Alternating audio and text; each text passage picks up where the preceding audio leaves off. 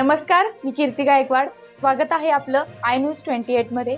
चला तर मग जाणून घेऊयात महाराष्ट्रातल्या ताज्या घडामोडी. कासा चारोटी उड्डाणपूल जवळील वाहतूक जत्रा असूनही नियंत्रण करण्यात पोलिसांना अपयश.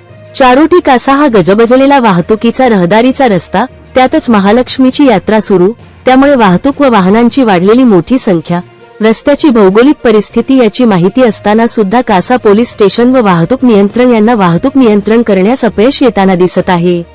नॅशनल हायवेच्या बायपास उड्डाण पुलाजवळ सायंकाळी 2 ते 2.5 तासापासून वाहतूक कोंडी झालेली आहे आणि अशीही सतत होताना दिसत आहे.